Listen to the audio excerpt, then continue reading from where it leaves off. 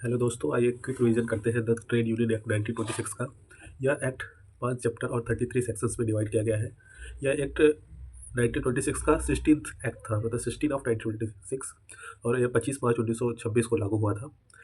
इसमें एक एक करके हम सभी सेक्शंस की बात करेंगे और शॉर्ट में जाएंगे, क्विक रिवीजन करेंगे। तो यह सेक्शन 1 कहता है कि यह सभी होल इंडिया पे लागू करता है। सेक्शन 2 इसमें डिफिनीशंस दिया गया है। डिफिनीशंस में A executive, B office bearer. Office bearer में क्या याद रखने वाली बात है कि ऑडिटर ऑफिस बियर में नहीं आएगा, ये खास तौर पे लिखा हुआ है इसमें। उसके बाद prescribed registered office, E for trade union, F for registrar. Registrar में एडिशनल और डिप्टी रजिस्ट्रार भी अपॉइंट किया जा सकता है गवर्नमेंट द्वारा। उसके बाद जी में ट्रेड डिस्प्यूट। डिस्प्यूट किनके किनके बीच होगा इसमें बताया गया है। एम्प्लॉय एम्प्लॉय के बीच, एम्प्लॉय वर्कमैन के बीच और वर्कमैन वर्कमैन के बीच। उसके बाद एच में है ट्रेड यूनियन। ट्रेड यूनियन खास ध्यान रखने वाली बात इसमें यह है कि टेम्परेरी भी हो सकता है और परमानेंट भी हो सकता है, और दो ट्रेड यूनियन को मिला के भी एक ट्रेड यूनियन बन सकता है। तो सेक्शन 2 में डिफिनीशंस की बात की गई थी, जिसको हमने अभी बात किया। उसके बाद सेक्शन 3 जो कि चैप्टर 2 है, रजिस्ट्रेशन ऑफ ट्रेड यूनियन। तो ट्रेड यूनियन को कैसे रजिस्ट्रेशन करना है, क्या प्रोविजन है, उसके बारे में इसमें बात की गई है। तो सेक्शन 3 बात करता है अपॉइंटमेंट ऑफ द रजिस्ट्रार। सभी स्टेट में अप्रोप्रिएट गवर्नमेंट एक रजिस्ट्रार को अपॉइंट करेगी, और वो रजिस्ट्रार के हेल्प के लिए या उसके असिस्टेंट के लिए एडिशनल और डिप्टी रजिस्ट्रार का अपॉइंटमेंट भी किया जा सकता है। और इसमें ध्यान रखने वाली बात यह है कि जो एडिशनल और डिप्टी रजिस्ट्रार होंगे वो मेन रजिस्ट्रार के सुपरिटेंडेंस और डायरेक्शन में ही काम करेंगे। इसके बाद सेक्शन 4 बात करता है मोड ऑफ रजिस्ट्रेशन की, यानी कैसे किसी भी ट्रेड यूनियन का रजिस्ट्रेशन होगा। तो इसमें बताया गया कि 7 सब्सक्राइबर, कम से कम 7 सब्सक्राइबर होंगे जो कि ट्रेड यूनियन के रूल्स को बनाएंगे और उसको प्रपोज करेंगे। इसके बाद 10% या 100 जो मिनिमम होगा उतने एप्लीकेशंस आएंगे ट्रेड यूनियन के रजिस्ट्रेशन के लिए। तो सेक्शन 5 में एप्लीकेशन फॉर रजिस्ट्रेशन की बात करता है। अब बात आती है कि एप्लीकेशन में क्या क्या कंटेंट होगा। तो उसमें मेंबर का नाम, ऑक्यूपेशन, उसका एड्रेस, ऑफिस बियरर का नाम, टाइटल, एज, क्या एड्रेस है और उसका क्या ऑक्यूपेशन है, और ट्रेड यूनियन का क्या नाम होगा, उसका क्या एड्रेस होगा, हेड ऑफ ऑफिस क्या है, उसकी बात की गई है। इसमें कह रहे हैं कि यदि कोई ट्रेड यूनियन 1 साल से ज़्यादा समय से कार्यरत है तो उसका रजिस्ट्रेशन करते समय उसके 1 साल का स्टेटमेंट, एनुअल स्टेटमेंट या उसके जो जनरल स्टेटमेंट होती है उस एप्लीकेशन के साथ लग के जाएगी। उसके बाद हम बात करते हैं सेक्शन 6 की। तो सेक्शन 6 में किया गया है कि provision to be content in the rules of the trade union. कोई भी ट्रेड यूनियन है तो उसके रूल्स में क्या क्या प्रोविजन होनी चाहिए। तो उसमें कुछ मोटी मोटी बातें हैं कि उसका ट्रेड यूनियन का नाम होना चाहिए, क्या पर्पज़ के लिए बनाया गया है, कितने मेंबर्स है उनका लिस्ट होना चाहिए, पेमेंट हम किसको दे रहे हैं उसका डिटेल्स होना चाहिए, क्या कंडीशंस है, ऑफिस बियर का क्या बैनर है अपॉइंटमेंट का वो होना चाहिए। उसके बाद ऑडिट और इंस्पेक्शन की बात की गई है। उसके बाद है सेक्शन 7। सेक्शन 7 बात करता है कि अगर रजिस्ट्रार चाहे तो कुछ और भी इंफॉर्मेशन कॉल कर सकता है। यदि उसको लगता है कि कुछ और इन्फॉर्मेशन और चाहिए उसको सर्टिफाई करने के लिए तो कॉल कर सकता है। इसमें बात की गई कि रजिस्ट्रेशन के समय अगर एक से ज़्यादा ट्रेड यूनियन सेम नाम से एग्जिस्ट करते हैं तो रजिस्ट्रार चाहे तो उसको कैंसिल भी कर सकता है, या बोल सकता है कि आप किसी और नाम से इसको बना सकते हैं। इसके बाद सेक्शन 8 करता है कि जब सारी बातें हो गई, सब कुछ फुलफिल हो गया रिक्वायरमेंट, तो सेक्शन 8 में है रजिस्ट्रेशन, कि रजिस्ट्रेशन हो जाएगा ट्रेड यूनियन का। रजिस्ट्रेशन होने के बाद रजिस्ट्रार जो है उसको एक रजिस्टर में एंट्री करेगा। उसके बाद सेक्शन 9 के तहत उसको सर्टिफिकेट ऑफ रजिस्ट्रेशन दे दिया जाएगा। Certificate of registration conclusive evidence है किसी भी ट्रेड यूनियन को रजिस्टर्ड होने के लिए। ये क्वेश्चन आया भी था लास्ट ईयर की सर्टिफिकेट ऑफ रजिस्ट्रेशन क्या कंक्लूसिव एविडेंस है, तो हाँ। इसके बाद है सेक्शन 10। सेक्शन 10 बात करता है कैंसिलेशन ऑफ रजिस्ट्रेशन, कि किन किन कंडीशन पे किसी भी ट्रेड यूनियन के रजिस्ट्रेशन को कैंसिल किया जा सकता है। तो इसमें 2 कंडीशन दी गई है। पहला है कि कोई भी एप्लीकेशन दिया ट्रेड यूनियन के रजिस्ट्रेशन के लिए तो उसमें कमियां बता के रजिस्ट्रार उसी समय कैंसिल कर दे, या दूसरा कि रजिस्ट्रेशन के दौरान जो भी चीज़ें अपनाई गई थी, सर्टिफिकेट या जो लिया गया रजिस्ट्रेशन को फ्रॉड तरीके से लिया गया है, मिस्टेक या कुछ कमियां दिखा के लिया गया जानबूझ के, तो रजिस्ट्रार उसको खारिज कर सकता है, रजिस्ट्रेशन कैंसिल कर सकता है। सेकंड केस में अगर एक बार रजिस्ट्रेशन हो गया और कैंसिल कर रहा है तो उसको 2 मंथ का नोटिस देना पड़ेगा रीजन के साथ, कि आपका इस रीजन की वजह से रजिस्ट्रेशन कैंसिल हो रहा है। और सेक्शन 11 में है कि यदि कोई रजिस्ट्रेशन कैंसिल हो गया या सेक्शन 10 की बातों से कोई एग्रीव्ड है तो अपील कर सकता है। तो अपील हमेशा कहाँ होगी, हाई कोर्ट में होगी। और कोई भी एप्लीकेशन आती है अपील की तो जो कोर्ट होगा उसकी सुनवाई करेगा और वो सेम प्रोसीजर फॉलो करेगा कोड ऑफ सिविल प्रोसीजर की, और वो या तो उसको डिसमिस कर सकता है या तो कोई ऑर्डर पास कर सकता है जिसको अप्लाई करेगा रजिस्ट्रार।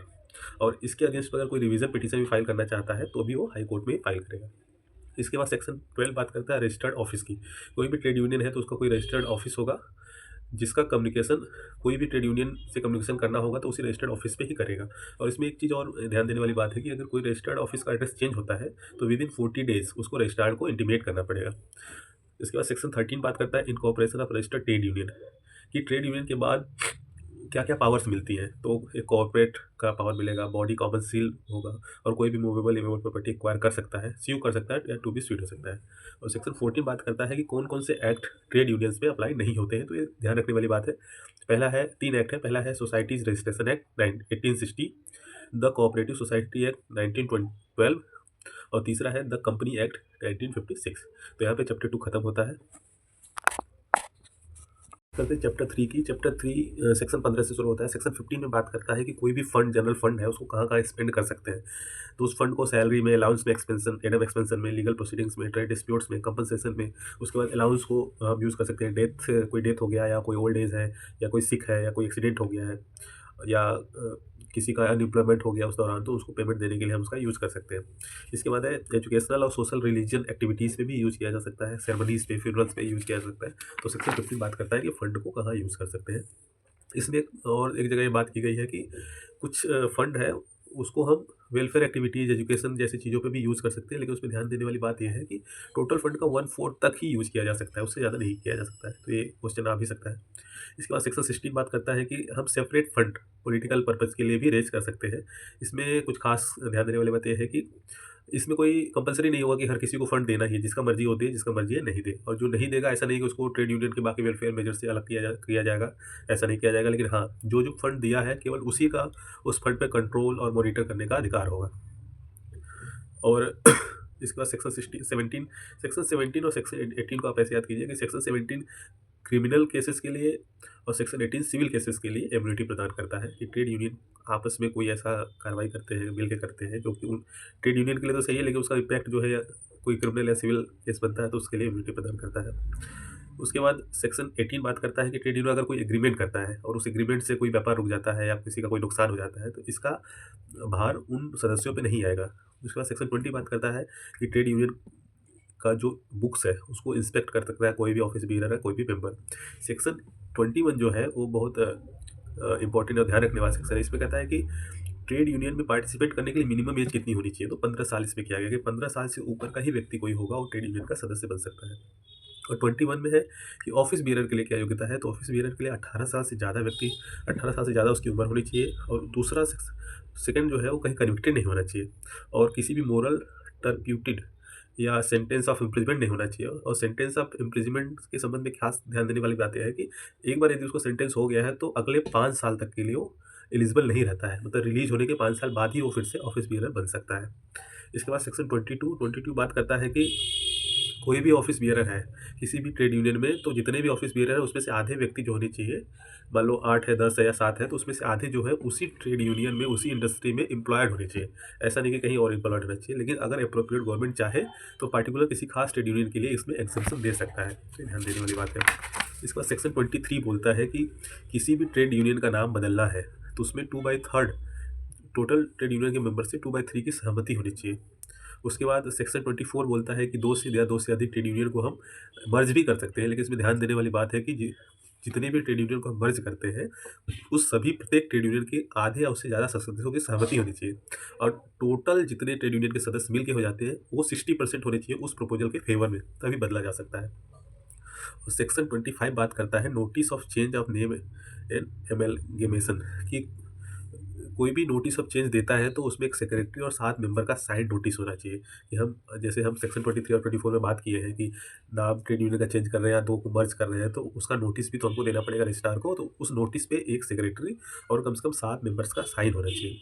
उसके बाद 26 बात करता है कि अगर नाम चेंज हो गया, 2 मर्ज हो गए, तो क्या-क्या चेंज होगा? तो कह रहा है कि कुछ भी चेंज नहीं होगा। कोई भी लीगल प्रोसीडिंग चल रही है तो पहले जिस नाम से चल रही है अब नाम बदल के सेम लीगल प्रोसीडिंग्स होगी।